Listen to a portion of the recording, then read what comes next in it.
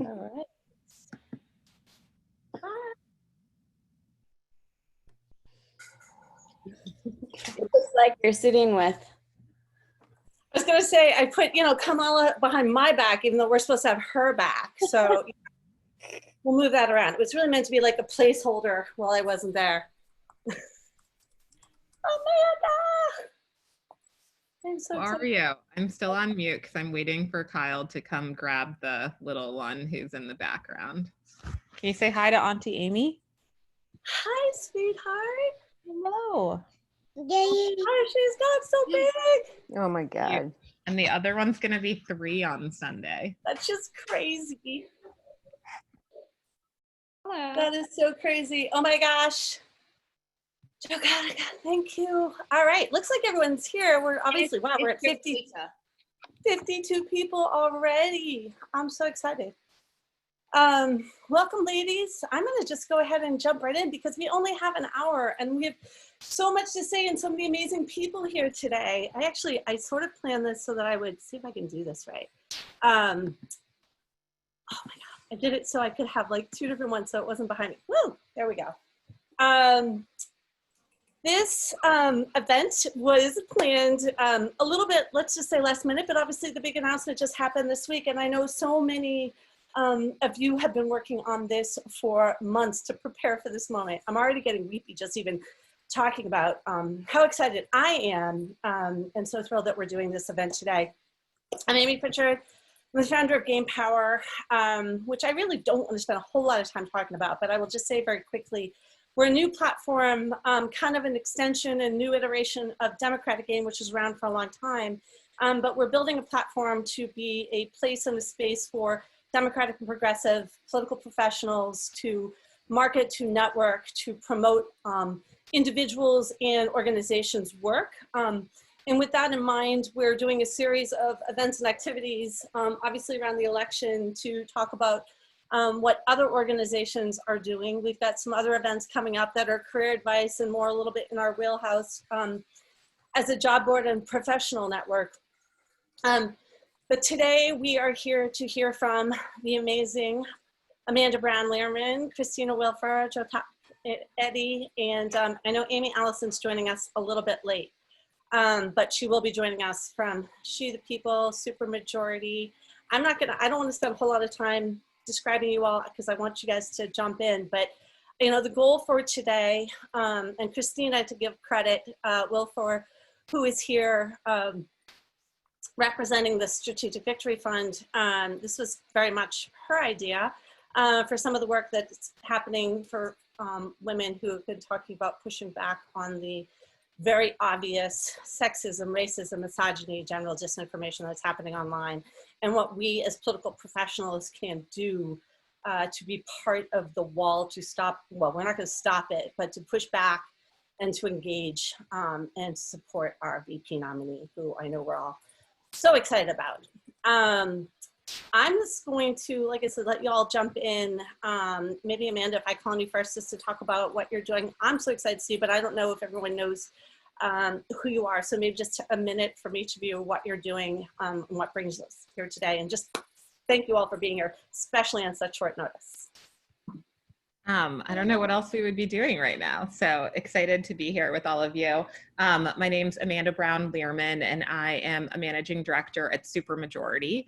We got started, I guess now, which is crazy, about 1.5 years ago. We launched this new organization into the world, trying to build, I like to think of it actually as like, we will build the wall of women that will defeat Donald Trump. That's a real goal, but trying to identify, forge, bolster the collective power that women have in our country, help them understand their power, know how to use their power, and certainly show their power at the voting booth. So are doing a lot of work to build a membership, build a community. We work really closely with Pantsuit Nation as well, which is now actually officially taken on the Pantsuit Nation and Supermajority title. So those folks are all in our community as well, but are educating people about what answering the questions of how, when, where, why to vote. And also training a cadre of leaders and volunteers to help us reach as many women across the country as possible before November. Jataka, do you want to jump in and talk about your work? Yes, hi everyone. My name is Jotaka Edie, and it's so nice. It's okay. It's so nice to be with everyone. And in my day job, I'm the founder and CEO of Full Circle Strategies. But in my passion work, I am one of the a part of an amazing collective of Black women that have come together in a collective. We call ourselves Win with Black Women. We've united an intergenerational, intersectional group of Black women committed to making sure that we push back on the sexism and racism that we've seen already take place. We've also were very strong and came out very strongly that it was important for there to be a Black woman VP nominee. We were so happy and elated to see Senator Kamala Harris named to this ticket, and we are committed to ensuring that we continue to push back on the racism and the sexism that we know that is already existing and will continue to exist. We're also very committed to doing what we can in our personal capacities to ensure that Senator Harris and Vice President Biden make it to the White House, because we know that you cannot govern if you don't win. So we are committed to doing everything we can in our personal capacities. And we're also committed to ensuring that we uplift the importance and the power of Black women. We know that Black women are the highest propensity voters in the Democratic Party. We know that Black women have been instrumental to every pathway to the White House in the past 40 years. And we're committed to ensure that we lift that up, that we empower those Black women, those 16 million Black women that are gonna have eligibility to vote, and ensuring that they're voting, but also knowing the power that they carry in this election and every election. Thanks. Christina, you want to jump in, talk about your work? Sure. So I come at this from both a U.S. and international perspective. I've been out of the United States for the last 10 years, but deeply driven into this election this year.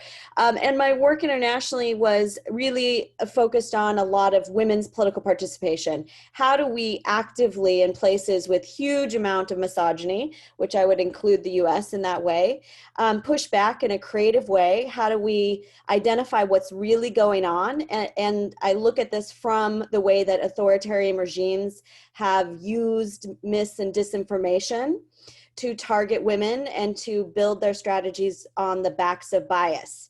And so I've been running a project out of the Strategic Victory Fund, providing intelligence and advice to a wide variety of organizations covering all the topics that are meant to do damage. And we started tracking with my team that includes the participation of GQR, digital strategies, Dewey Square, and Media Matters, and some other really critical organizations who are expert in the monitoring space. And we really started looking and seeing the way that disinformation was organized in a very concerted way against all of the primary candidates, and knew that this would be a major factor in how we positioned and responded to it in order to have the kind of conversation with voters in a fair way that we hope Senator Harris will be able to have. And happy to say more in a bit about some of those things that we're discovering. So I think the thing that would be helpful to hear from each of you, and I know it's a question I have, I mean, a lot of the folks are here. We have an amazing, by the way, just the participant are amazing that have signed up, and that was intentional, right? We recruited people who do this work, who work in politics. Many of us are consultants. We work with a variety of clients and organizations, from candidates to causes. But what kind of role can we play? I mean, we all know we can retweet and share, but like, how do we make it more focused? How do we be more part of engaging to make sure, again, not that we're gonna stop this, but how do we kind of flood the channel, so to speak? What are the resources?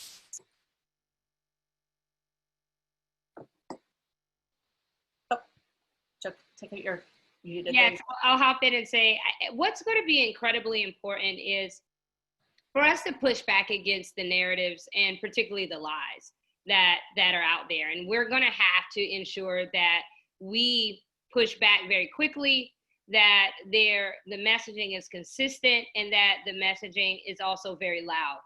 Because the lies, the sexism, the racism will be loud. We have to be louder. We have to be consistent. We also have to be very coordinated in terms of being clear to send a very strong message to even those that perpetuate this. We have to be very clear to editors and very clear to news publications. Do not create the space in your publications or time on your airwaves to these lies, to the sexism, to the racism. We have to call them out. I think also it's going to be important that we lift up the important narratives, the history-making narrative that will happen in this election. That's going to be important. This is historic, particularly for Black women. This is historic for just a generation of people in this country to witness what this history will be. We know that this history and this historic moment is an enthusiasm driving factor in the election, and it's going to be important for us to lift that up as well.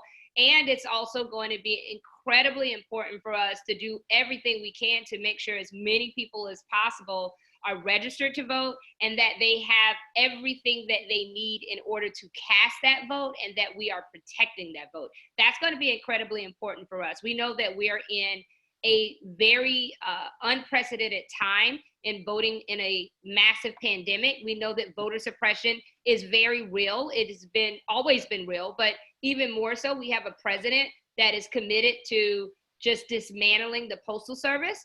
And in an election where we know many, many people, and particularly people of color, will need and want and have a deep desire to vote using a mail-in ballot. So we have to actually double down as much as we can and invest in communities, particularly in communities of color, in underserved communities, and ensure that investments are flowing directly on the ground to help people register to vote, get that mail-in ballot, and when and where they can actually get to the polls and cast that ballot and making sure we protect those votes. That's going to be important, and making sure equally that we are doubling down on the excitement factor of this election and the historic nature of this election, and ensuring that we do everything we can to push back on these lies that are being spewed out. Amanda. I just want to jump in.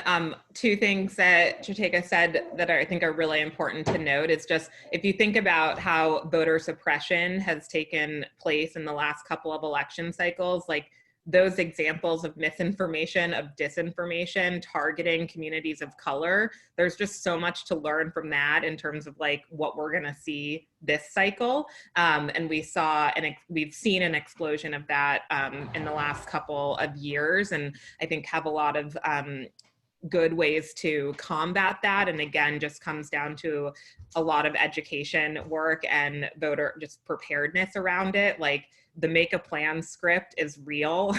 We have to make sure that people know all of the details and also know their rights when they get to the poll so that they can be individual champions and advocates for themselves. And then the other point that I think we sort of overlook, but is really important to point out, is just the different audiences that we have here. So there is the media, and am so grateful for so many people that have like begun to call that out with our media friends and journalists, and call them out when they say stupid shit or things that are not fair or right, or also, you saw this even in the buildup for the VP announcement, how they were talking about these women candidates and putting these women pitting women against one another. And that's, I feel like even watching MSNBC the weekend before the announcement, they had the same panel over and over and over again. It was just these anchors that were just trying to get people to say something and, like trying to create some sort of beef and tension. And I think the education work around the media, there's a lot of good people doing that work. Certainly, there's a couple of different letters that have been signed for sure. And then I know that UltraViolet also has a new document out just in terms of, again, sort of putting the media on watch. But then the second audience is obviously the voters. And we actually just did a bunch of research out of the supermajority C4, where we talked to, it was a huge qualitative effort. We talked to women of color across the country, and we're trying to just gauge, where they were in the election cycle, how they were feeling about voting. There's a ton in there to learn, just again, even about how voter suppression is already rampant this cycle, and the sort of confusion around vote by mail that already exists. But one thing that also really stuck out was that people literally know nothing about Joe Biden. And Joe Biden has been around for decades. So for people, like, they were literally in these focus groups saying, like, I think he worked with Barack Obama, like, they don't know anything. And so when people don't know anything, that's also such an opportunity for misinformation and disinformation to spread, because people can just make up what they want. And we saw that happen in some of our focus groups. And what I guess scares me the most, even in this moment, is that Kamala Harris, as amazing as she is, as historic as it is for so many of us, so many people also don't know anything about her. And I actually saw, and Christina, you might actually have this fact better than I do, but I was reading somewhere earlier this week that it was like 30% of the electorate doesn't know who she is. And to think, she ran a whole presidential campaign, but 30% still don't know anything about her. And so lifting up, I think there's a lot of work that we have to do, certainly in pushing back false narratives, correcting the record as much as possible, which means we all have a responsibility to know her in order to have her back, but also to the extent that we can just share positive information as much as possible, especially on social media channels. Like, people like joy, they like to be happy, they share things when they're happy. And I think we also just sort of underestimate the power of the positive message as well. So just want to put that forth as something that I hope we all keep in our plans and priorities as well. Let me piggyback on that, Amy, if it's okay. Please. So this is a really excellent point in how is it that we respond to the disinformation will shape the whole conversation with voters and whether they get a chance to know her. So, half of the challenge of how we inoculate against disinformation is by not engaging with it. Right. So if we look at the major buckets of disinformation aimed at Senator Harris, which they got a jump start because we saw these things being organized during the primary, they follow the following kinds of attack lines: that she's not Black enough. They're also trying to implicate her that she's a phony around any Tara Reade allegations. So she's a phony feminist. She's, a Me Too hypocrite. Third, she slept her way to the top, meaning she'll do anything to gain power.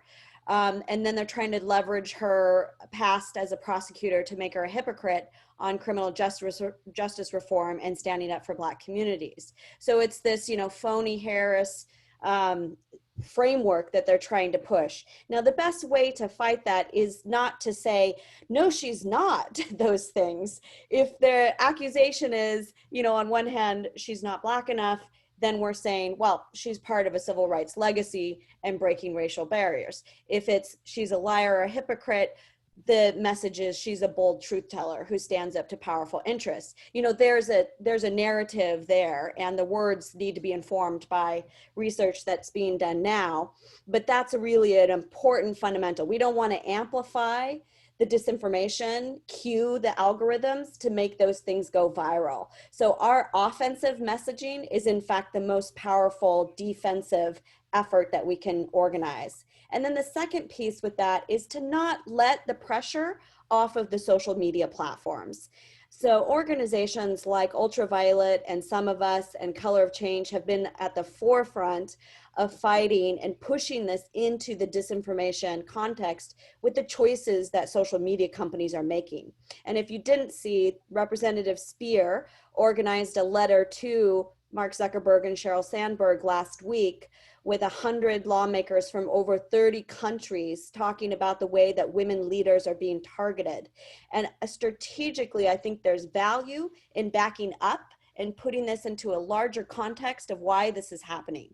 You know, we don't want to attribute more actual public opinion to the hate and vitriol that is out there. And we know it's being fueled by a smaller minority number of individuals who are trying to game the system for political purposes. So calling it out to the platforms themselves, being able to organize campaigns and pushback that put them at the center because they're responsible also, is part of the narrative to explain what's going on and what people are seeing around in their online feeds around her.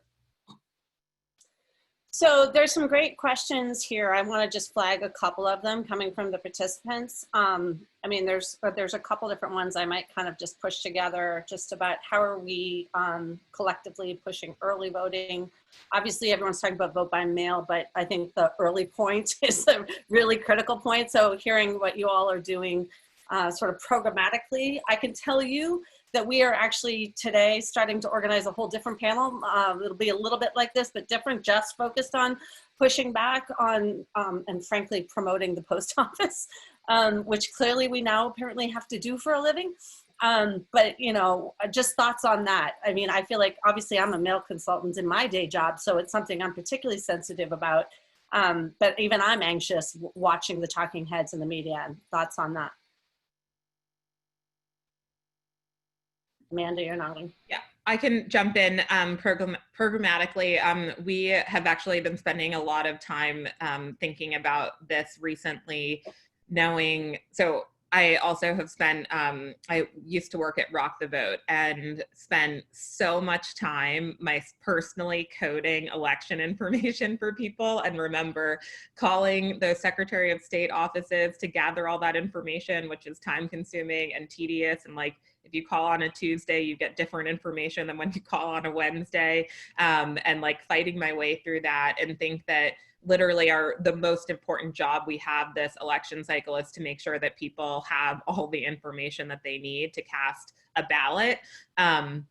And there's a lot of work, a lot of good people, a lot of different apps that have been introduced this cycle even that are trying to aggregate that information for people. But there is a lot happening around the vote by mail push right now. And I think, Amy, your point is so well taken, just in terms of like, you might be able to request a ballot up until, you know, October 20th or something along those lines in some of these states, but who knows if you'll receive your ballot by, you know, ahead of the election day and things like that. So we are actually looking at dates right now just to inform our program so that we tell people appropriately, you know, when you should request a vote by mail ballot, if it is about to be too late for our postal system to be able to process that. It totally varies by state, but certainly don't want to be providing people with information that prevents them from actually getting a ballot in hand, and want to make sure that they have access to voting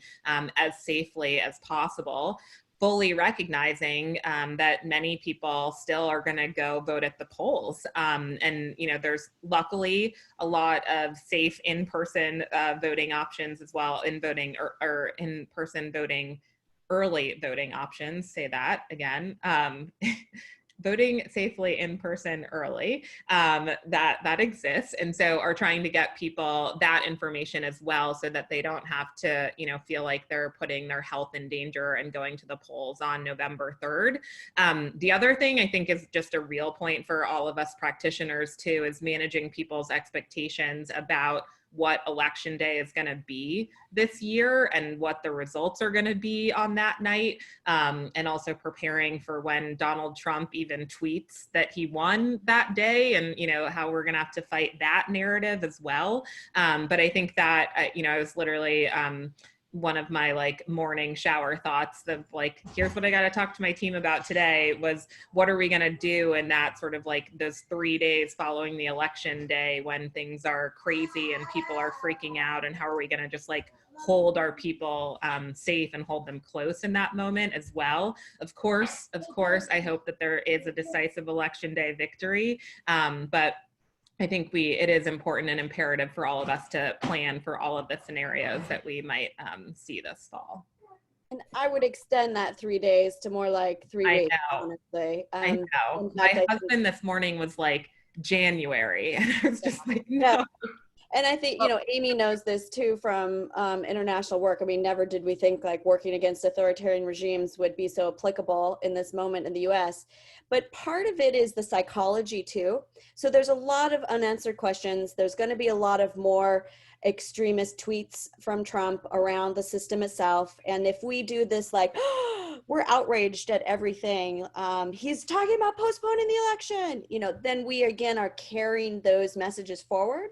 So how is it that we instill a sense of confidence? There's good, smart people working to figure this out. We don't know where the Postal Service will be in October, but we'll direct, folks appropriately. Like the matching sort of fear with calm is one of our strategic advantages in the overall election context. So just, it would be so easy to talk just about the voting by mail, but I do want to stay on our topic of Kamala specifically and having her back and the disinformation. And there are a couple interesting questions. One, which is, I frankly hadn't even thought about myself, which is, I'm sure we're all looking back at the last presidential, but has anyone even gone back as far as looking at Farrar? What other things can we do? Obviously, as a community of professionals, what information? I know I can commit to putting on our site any resources that you all have. You all have your own sites, you all have your own information. How do we best collaborate? What is the best way to get information out to people who are asking for it right now? I think we all get that. Like so much of it's secret, you know what I mean?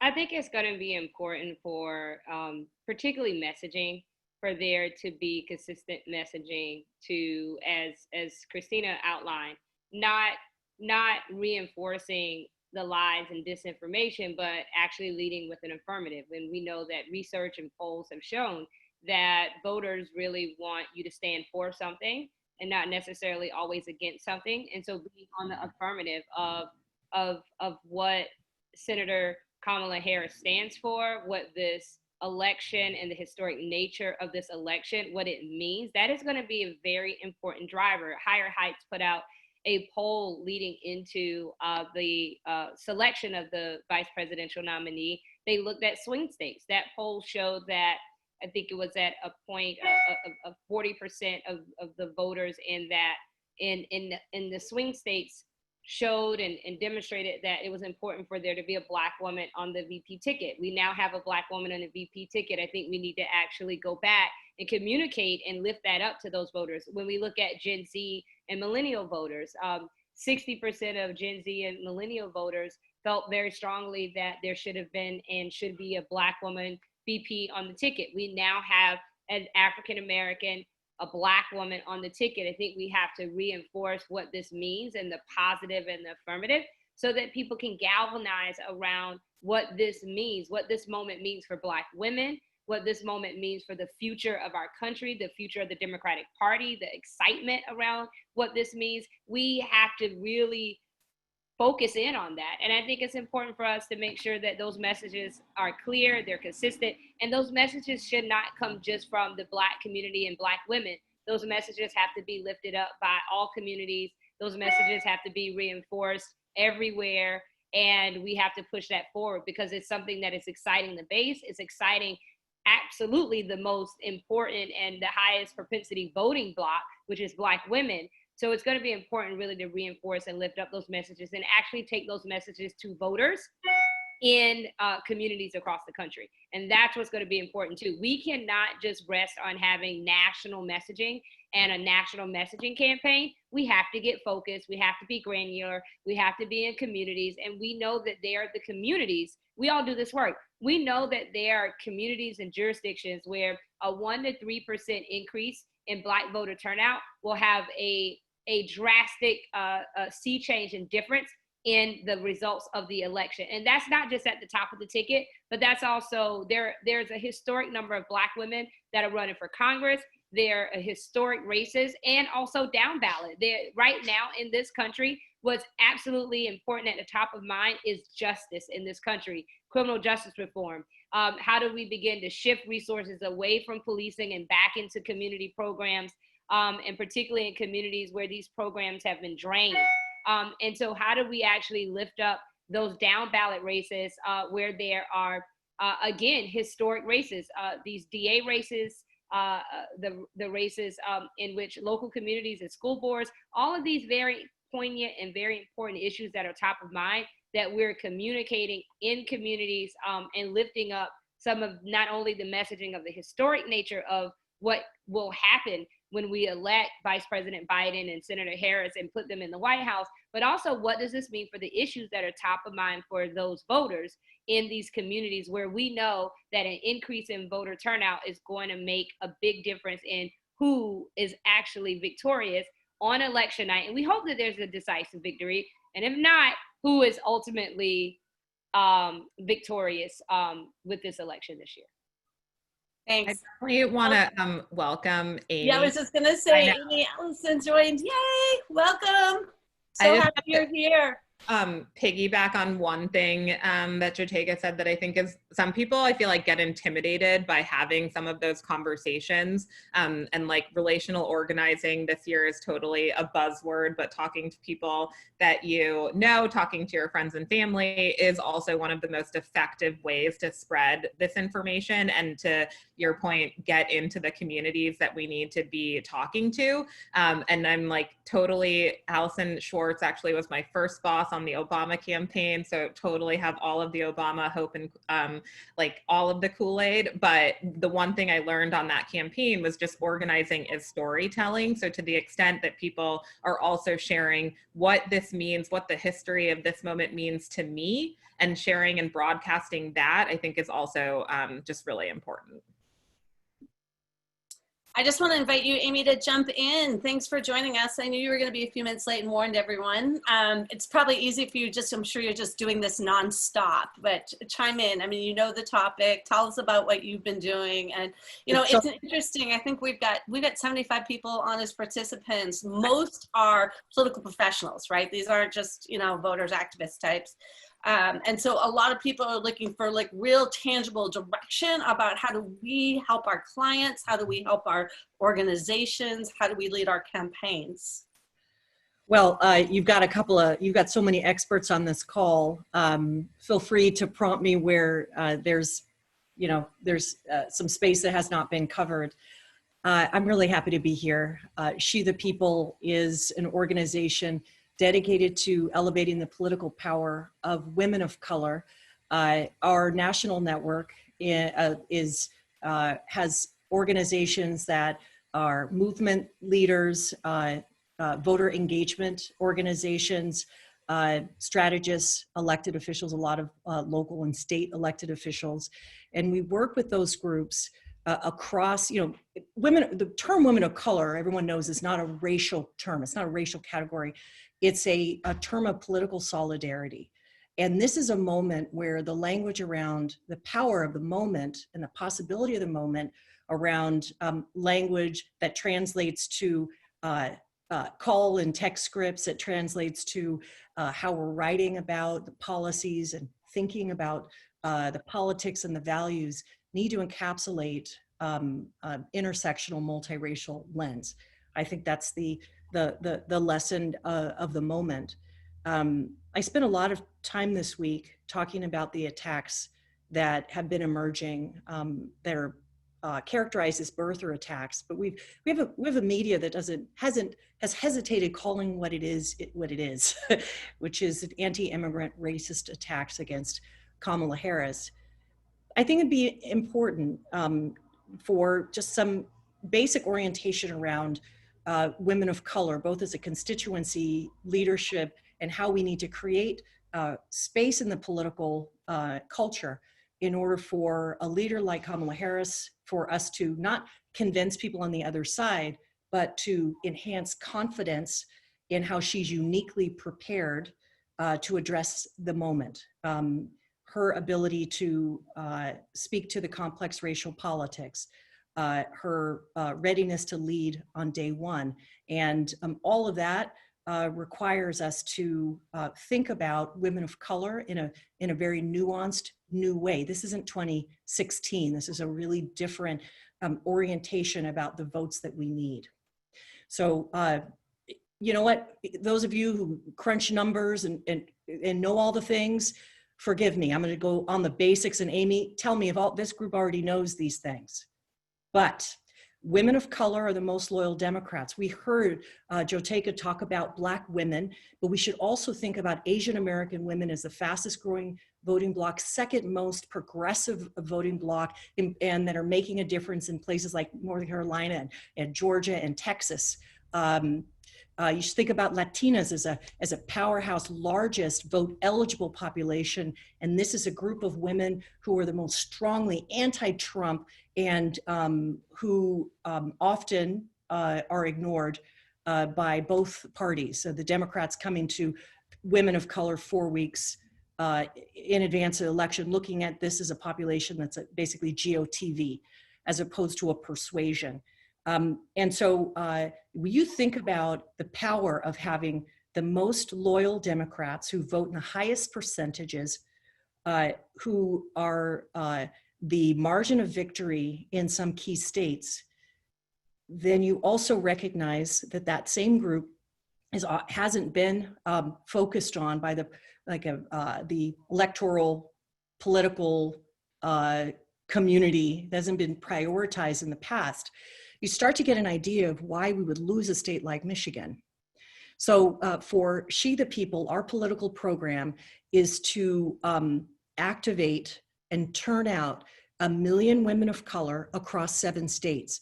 These are 7 states we picked and prioritized because we pulled the numbers of the turnout in 2012 when we reelected Barack Obama, and 2016 when because women of color have cycle after cycle, and you probably already heard this, a tradition of being the highest turnout of any race and gender. That trend did not hold in 2016, where we had basically average turnout, which meant that that women of color did not feel fully engaged and excited by that campaign. So the high percentage that we would vote in still did not map to the numbers that we need. So where we are focusing our program, we have a digital program, we have a women of color, texting women of color program, is in the states where women of color are a quarter of the electorate or the margin of difference, to increase that turnout 1 to 3%, which is going to make the difference in Arizona, Texas, Georgia, Florida, and the 3 Midwest states, Michigan, Pennsylvania, and Wisconsin. So our plan is to have specific messaging that speaks to the political hopes and dreams of women of color, and in a way that acknowledges the power of women of color and centers us, because the truth of the matter is women of color are the middle, the glue that holds a broader, more inclusive coalition of Democratic coalition of voters together. I think my last piece of observation from this week going into the last 80 days of this campaign is we have to get really, really good at keeping that political space directly pushing back on the combination of racist and sexist attacks, which are leveled at Kamala Harris. We have to have the language for it. We can't scramble around. We have to know what to say. And the people that know what to say are women of color. I have to drive that language. I like to think of women of color as the kryptonite for Trump, because if the country had voted like Black and brown women, we wouldn't have Trump in office. So if you're wondering what the right language is, just follow one of these women here, follow a woman of color, watch how we're talking about and pushing back a bit against the language that's being used. Because the fact of the matter is, in those states and nationally, we have an historic number of women of color running for Senate, with 3 women of color running for Senate, 1 in a very competitive race. We have an historic number of women of color running for Congress, and then down ballot from state ledge on down. An attack on Kamala Harris is an attack on the core of the Democratic voting coalition and the political power of those most likely to carry the issues that inspire and address our communities. So I'm really happy to be here. I'm looking at you know what, if there's anything else, and thank you for so much. Marquita Bradshaw is a perfect example of this new kind of politics where she didn't raise a ton of money, but she had the heart and organizing skill, just brilliant skill in order to be the Democratic nominee. There's 1,000 Marquitas, and I want us to be aware, uplift, and be able to speak to those who are inspired by candidates like that. I think that's the future of the party. I think that's the future of the country. So I want to make sure I call out some of these questions because there's some really good ones from our participants. I just talked a lot. I'm sorry I talked so long. No, it's good. It's good. I mean, all of this, like I said, there's so much, and there's so much, people craving, like, what do we do? How do we do this best, right? So 2 questions I want to kind of just push together, and any of you jump in here, but one has to do with obviously engaging directly with the media. Are there any resources, tools, and guidelines for the media that you're pushing out? How do we engage? I think it's Carol Butler who talked about living with the owner of the New Republic, but and then somebody else asked generally just, how do we push back very specifically with reporters? What information can we give them, and how do we whether it's share, retreat, et cetera. And then others are just looking for guides. So what are the guides? I know I do want to very specifically, we don't have someone on from UltraViolet, but they have a fantastic guide. I included it in our invite. I'll put it on our website. I know everyone else's, but are there others? What else is available? The UltraViolet guide, and many organizations contributed to that, is fantastic because it very specifically calls out the bias and then puts it in the context of disinformation. So I would add sort of this inoculation formula in your mind. One is we've got to create a think before you link kind of mentality in the way that we're expressing our outrage to all the horrible things that are going to be said. Again, so we don't carry those negative messages. So the sort of 3-step formula around disinformation aimed at Senator Harris will be: 1, don't amplify it. Don't retweet the thing that the horrible person said, about her. So don't amplify it. 2, discredit the source. Like, this has been one of the more effective ways to tackle disinformation, is to look at the motivations of the source. And then 3, pivot to the positive message, so that it gives us the upper hand, which is to talk about the positive things and shape the kind of narrative that we want. So we have a lot of material, smart social listening sessions we can do, all sorts of formulas that we can advise, and I'm happy to organize those separately outside of that. There's also going to be a need to be strategic about the messaging, as has been mentioned. And part of that means, holding media accountable for the things that they're going to attribute falsely to represent public opinion. So, already yesterday, I know the Washington Post was working on an article about Harris's authenticity problem, right? We know that that is a disinformation narrative that's already, positioned to do damage. Challenging media on where they are getting their own information. How do they know it's not being falsely amplified? We have to be sort of that extra check in order to shape the kind of conversation that we know we need to have with the public and through the media in this case. I want to jump in and reiterate something that Amy shared and Amy said, and it's going to be imperative as for all of you that are political professionals, that you have clients and you're advising clients, that investing in and following the lead of Black women organizations and women of color is going to be quite important and imperative. And there are a number of organizations. There's the Black Women's Roundtable, the National Coalition on Black Civic Participation, there's National Council of Negro Women, there's Sisters Lead, Sisters Vote, and a number of organizations. There's Power Rising. There are a number of organizations that are composed of women of color, particularly Black women, who can speak to these issues in ways that speak to the heart. It's also going to be important that we are very clear in our language and when we push back. that we're not soft and that we're not trying to be nice. We have to call it what it is. As Amy said, birtherism, no, it's racism. That's what it is. It's racism. That's what it is. And we have to call it out, but it can't just be Black women and women of color saying this is racism. There has to be allies and white women and white men saying this is racism, and calling it out and being very clear about what is taking place, because we can't just leave it on women of color and people of color to be the front line of the pushback. We have to, as Amy, or I think it was, I don't know who said it, but like the wall, like the wall, of course, yes, Black women of color are going to be extremely important and crucial, and that leadership is going to be absolutely imperative.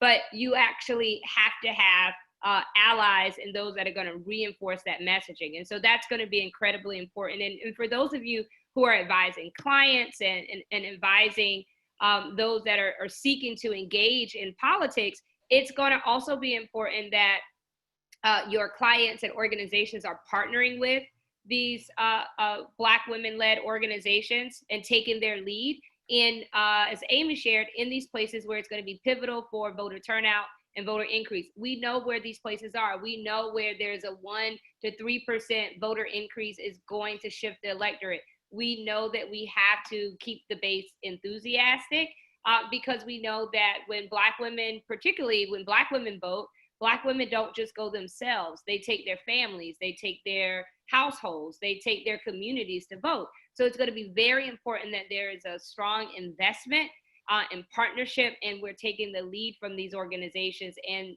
these leaders, and lifting up these voices and these leaders. There are lots of talkers out there. It's going to be important that we elevate those voices of women of color, particularly of Black women, in these conversations and in these narratives, and lifting up those voices and following that lead. Christina's putting some links to some great resources, and I can tell you we'll put these on our pages too. We'll do a follow-up on this. What other resources are we missing? Other things that are being planned, maybe other upcoming events or activities? Obviously, we have the convention next week. Is there anything, any recommendations very specifically what we should be doing around the convention? I can speak to an event that's happening tonight that I can invite everyone to support. So the collective of Black women that came together, and thank you, Christina, for putting that our letter there. So there were actually 2 letters that a collective of Black women put together. There was a letter early in April that was led by Sisters Lead, Sisters Vote, Holly Holiday, Melanie Campbell, Mignon Moore, and a host of Black women. I'm very honored to have been a signatory to that letter. That was a letter that started out with 200 Black women that urged Vice President Biden to select a Black woman to be on the vice presidential, on the ticket as the vice presidential nominee. That letter then grew to 1,000 additional Black women across the country signed on to that letter. And then when we, so the conversation, as we all know, went and it shifted from, whether or not if to how could this not happen. And, everyone was elated when we began to see so many Black women as potential VP nominees. But what we also saw was just an increase around the sexism and the racism. And so there was a letter that within 24 hours, more than 110 Black women leaders from across the country, ages ranging 88, including that 88-year-old was Hazel Dukes, who was one of the nominators of Shirley Chisholm from the floor in Miami many, many years ago. That was the oldest person that signed the letter. And the youngest person that signed the letter was 22-year-old Lyric Swinton, who was a young organizer in South Carolina, who just graduated from the University of South Carolina, just to show you the breadth of the women. In 24 hours, 110 women. And approximately 48 hours later, that letter grew to 700 women who had signed their name onto this letter. And then additionally, there were more than 1,800 allies, women and men that signed on to support that letter. So that letter is in there. And so that movement and that collective of women coalesced around a hashtag Win with Black Women. You probably see us on social media.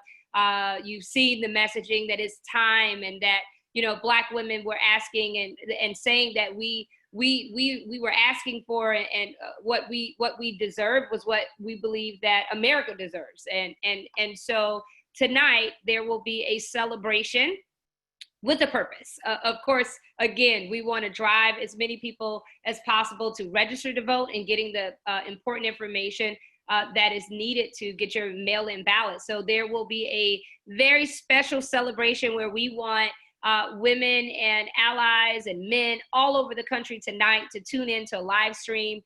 You can go online and you can go to Sisters Lead, Sisters Vote. You can follow at Win with Black Women on Instagram, and there's a flyer with DJ Beverly Bond along with Black Girls Rock. And so there is a host of celebrity DJs that will be DJing tonight. There will be a host of Black women leaders who will hop on the live stream and talk about the importance of voter registration and getting your mail-in ballot. And that's starting tonight. It's a party with a purpose. At 10 p.m., we're celebrating history. And we are going to lift up the importance of registering to vote and getting the mail-in ballot. And this is really a collective. And again, Win with Black Women is a collective of Black women leaders that represent Black women who are leading in Hollywood and entertainment, leading in Silicon Valley, leading in communities, leading in leading in faith, leading in health, leading in politics, leading in movement. Just a number of Black women that are leading all across the country, that are committed to pushing back on the sexism and racism, committed to securing this historic moment and making what we know is possible very real. And also ensuring that we lift up the collective power of Black women and their leadership, and that historic leadership that has over the past 40 years helped secure those Democratic victories, and taking that power and ensuring that we do it again in 2020. Awesome. I would want to add this to be on message too. My angle here is we should not let up on the social media platforms. You have tech executives like Sheryl Sandberg who have made millions and millions of dollars off of leaning in supposedly to gender equality, but she's not leaning in to fixing her fundamentally flawed platform that is able to make the money that they are based on misogyny, racism, and sexism, period.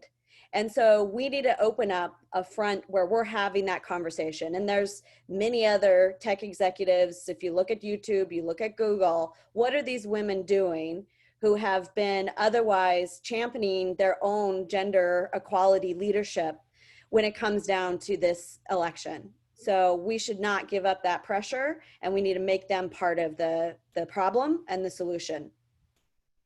I agree to all of that. I want to say that She the People is co-hosting a watch party, Women of Color watch party, celebrate Kamala Harris's speech on Wednesday. And our special guest would be Betty E. from California, and All's executive director.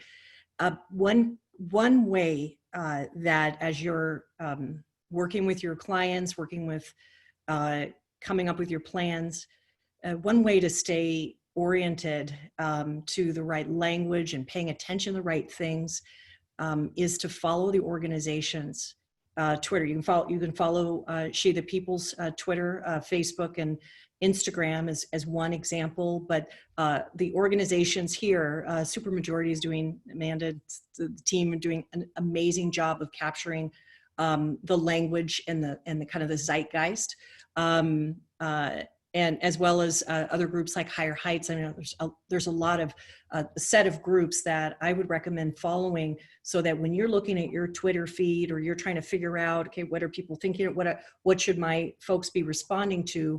That you're looking in the direction that women of color are looking in, because it's going to give you a better sense of how to respond. What's the language? What are the issues? And how to position it.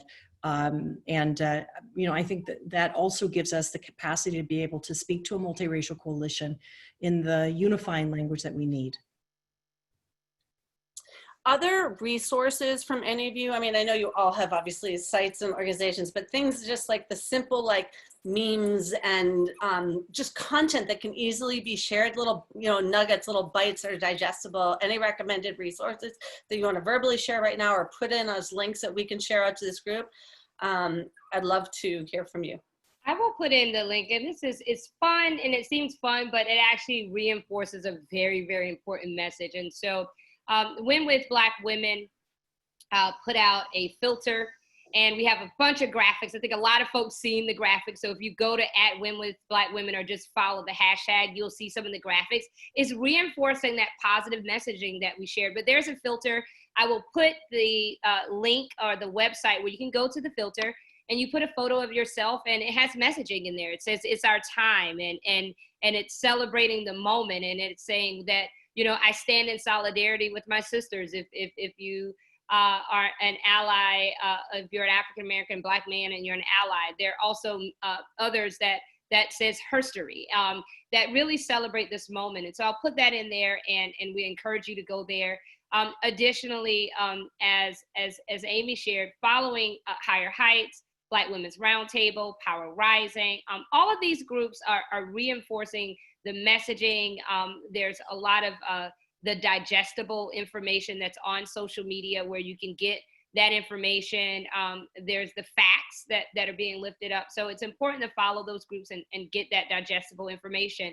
And I just wanted to just echo what Christina said. I spent time after a long sort of period at the NAACP, advising the NAACP, and went into Silicon Valley as an executive in tech.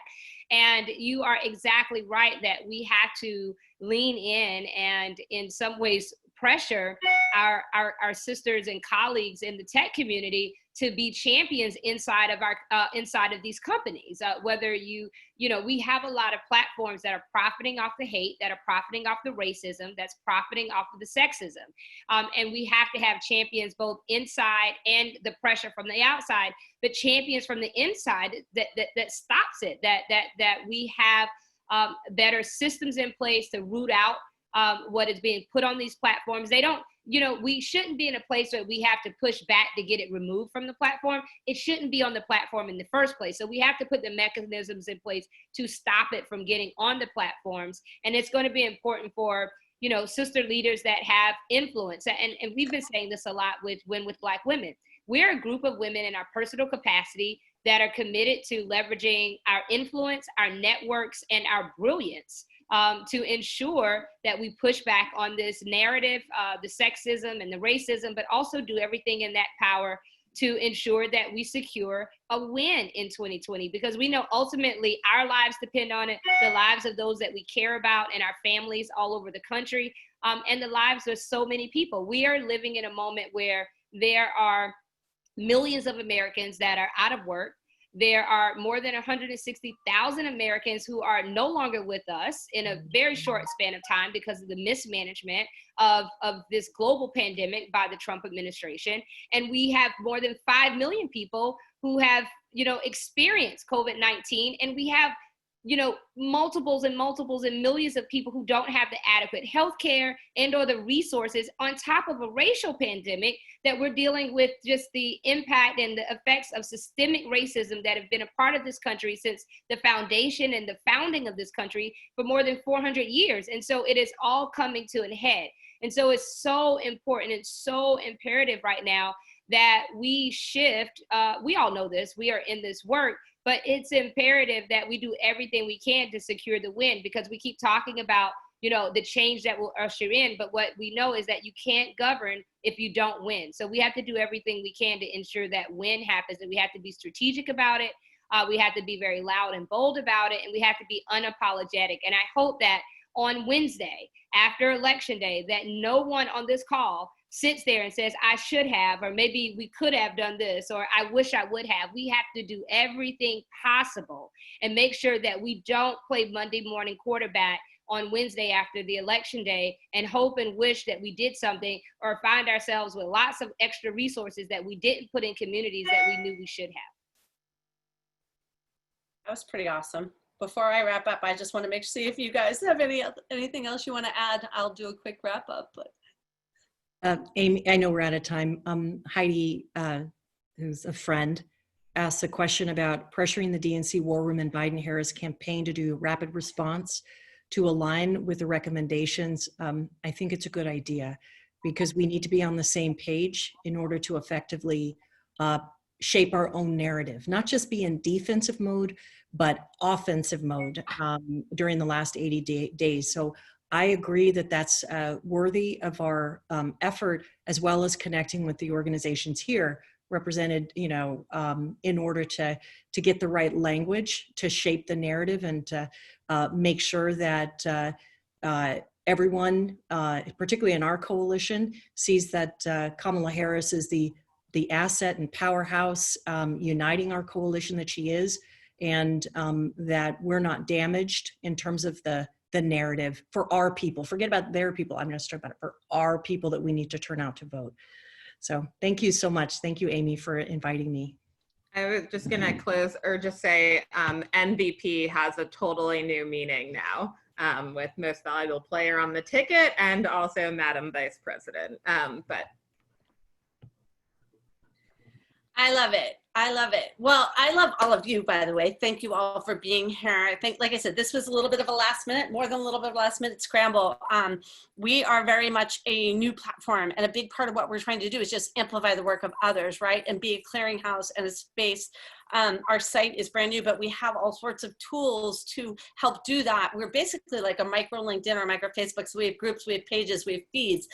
I will start. We have a sort of hosted this as the Persistence, which really was a Facebook group that Donna Victoria, who I don't know if is on here, started after the 2016 election as a group of women, and we decided to kind of mobilize. So I wanted to make sure I gave her a shout out and kind of give you the genesis of this group and sort of naming it was there. But we will put all the links there. But also, if you want to just create your own groups, or like I said, anytime you have anything you want to share, the best thing about the site is it's all user generated. So you can put your events, you can put your content, you can put your press releases, both personally and organizationally, and then we'll just amplify the most important stuff, which, by the way, is all the work you're all doing. So thank you.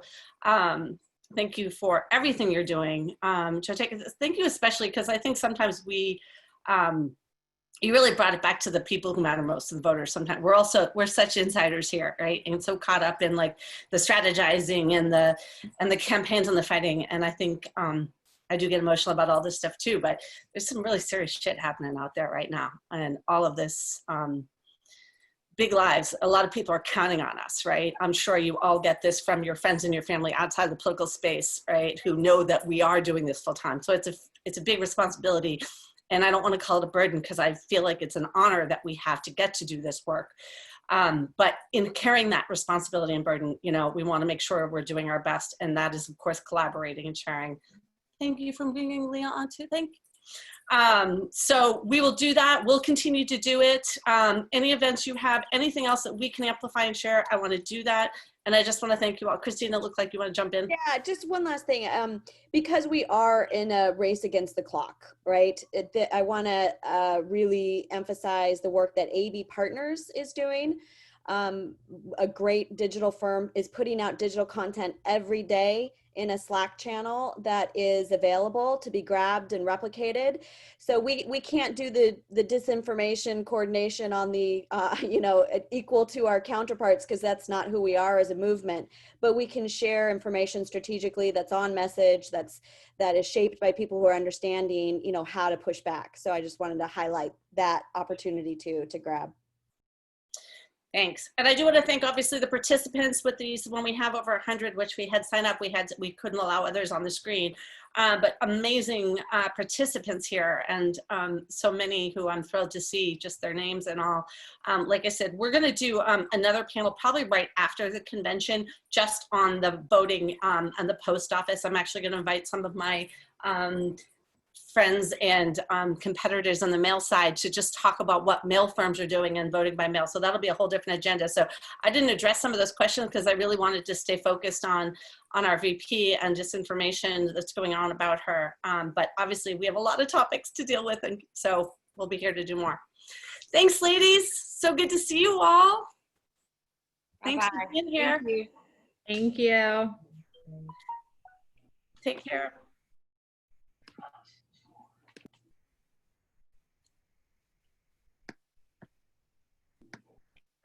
Sure.